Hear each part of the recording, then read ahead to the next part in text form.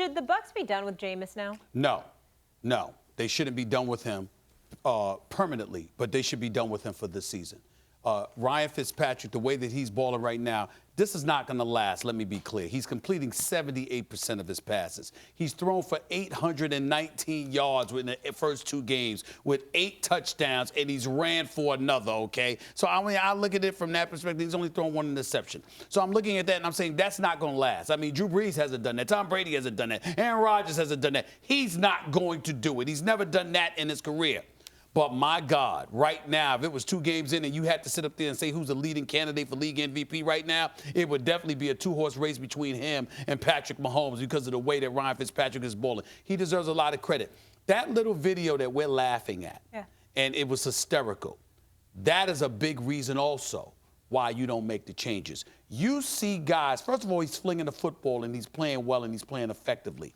But camaraderie, chemistry matters. And when you're the quarterback and cats are loving you and they're playing for you, that matters, particularly when you're a grown man, okay, who's been in the league for a while, he's 35 years of age, okay, and the alternative is a young cat on the come up who I still believe in and I believe is the future of this franchise, but might need to sit his behind down for the year, even when he does come back, and watch a professional be a pro.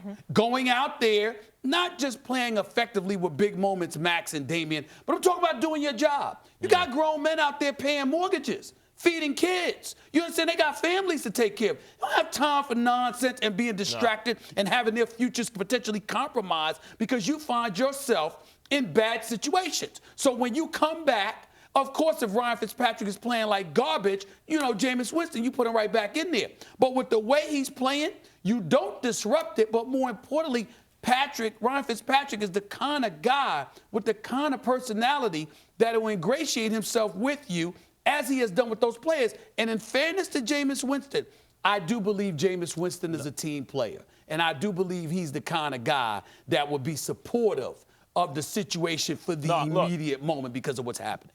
Look, he's suspended. You know why? Because of his behavior off the field. And he's a recidivist. It's constant with Jameis Winston.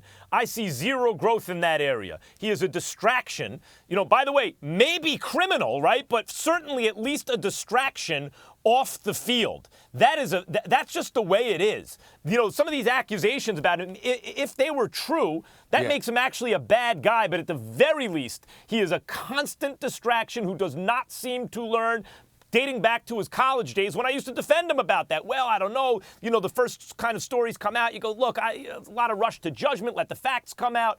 It's incident after incident with him showing the best you can say is very poor judgment. So off the field, is he improving? No. How about on the field? Is he showing signs of real improvement? No, I don't think so. I don't think he's that good. I mean, he's okay. I don't think he's that good. And I suppose there's potentially as a big arm.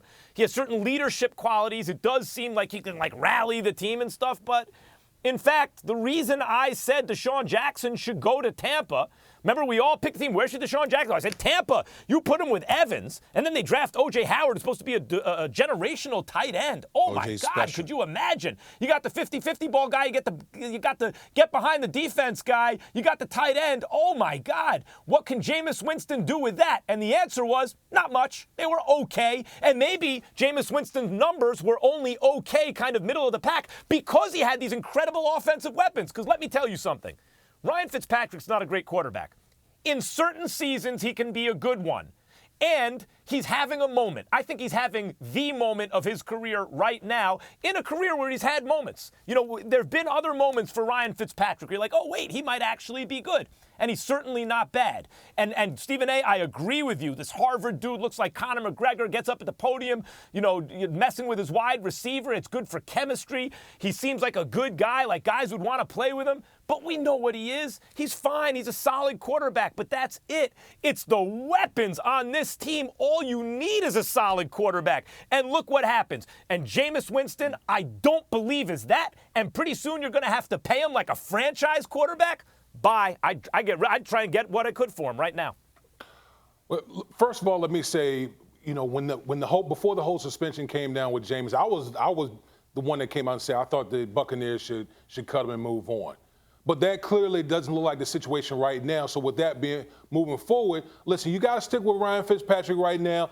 Clearly, we've seen the script from Ryan Fitzpatrick. I said on the show, last week or so, that Ryan Fitzpatrick is probably the most streakiest player in the National Football League. He's going to have moments where he looks incredible, where he's going to be ingratiated with the teammates. There's no question about that. He had that moment with the Jets when the Jets were 10-6. Unfortunately, the very last week of the season, week 17, he imploded against the Buffalo Bills, which caused the Jets not to be in the playoffs. But we've seen this script with Ryan Fitzpatrick. He has a bunch of weapons on that Tampa Bay offense, so he's putting up big numbers.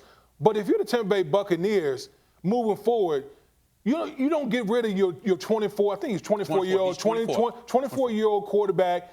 Listen, you got to, at some point, we know Ryan Fitzpatrick is going to come down to earth. And you're going to have to evaluate whether this guy is going to be the long-term question for your organization. But that's the point, Damian. For your organization. Max, the point is not that Ryan Fitzpatrick. Why would Damian, you the cut? point is not that no Ryan reason. Fitzpatrick is good or the future. The point is he's just okay. So you can see what an okay quarterback can do with these weapons. Jameis can't even do that. It's not about Fitzpatrick. It's about Jameis. He ain't the answer. Max, he had his best year in his career last year. You're talking about a 24-year-old player that's still ascending. He's 24 now. Ryan Fitzpatrick is a lot older. Been in a lot of different systems. When you put an okay guy in there. Hold on, Max.